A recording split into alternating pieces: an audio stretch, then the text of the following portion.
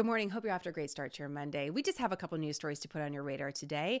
All of these centered around some of the more interesting things that I read this morning. So just want to get you ready and prepped for the week ahead. We're going to start off first with what's happening in Europe. Of course, we're continuing to watch the developing situation in Ukraine, but some comments coming from Ireland's foreign minister really caught my attention today. There's a large meeting of foreign ministers happening in Europe, and these are all representatives of the European Union. And Ireland's foreign minister basically came out, and I'm paraphrasing here. He said, listen, we are financing the exact war that we're trying to oppose. And what he's talking about is European Union members continuing to buy Russian oil and gas. Now, it's one thing for Ireland to say this because Ireland does not depend on Russian energy resources. But the timing is significant. You know, he's saying this in the middle of April. That's different than saying it in the middle of winter when so many people just want to keep their homes warm. But also it's significant because there's an anticipation of an escalation of Russian aggression in Eastern Europe. And there's always that question about when does Russia truly cross the line? I'm not using that term red line, but you could hear cross the line where European nations really double down and take more action.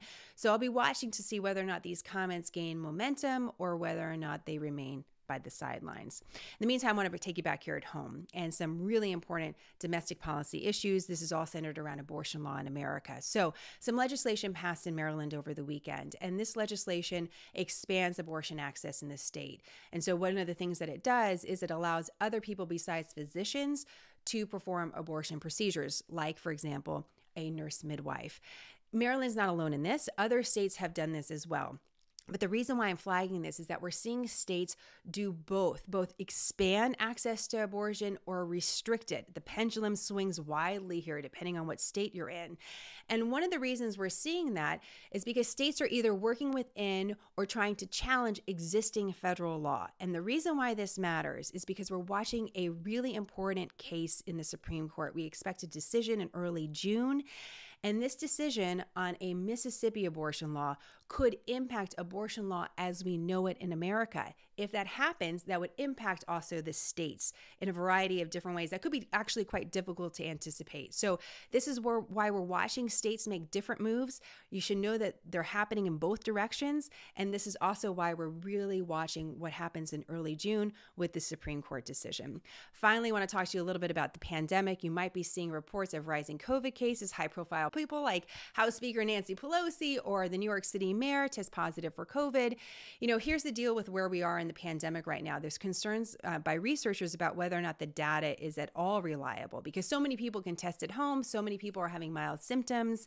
And so some believe we're just identifying a handful of cases out of every 100. So know that if you're seeing data change in your particular area.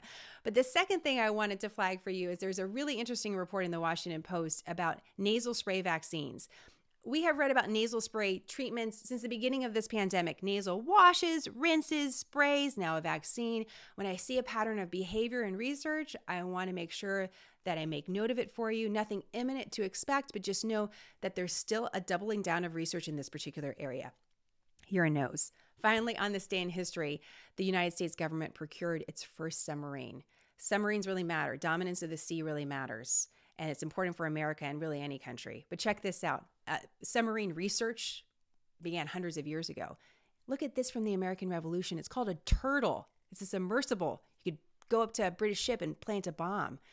So the technology dates back decades, and it's an interesting day in history I wanted to flag. So questions or comments, let me know. And as always, more on smartnews.com. Have a great day.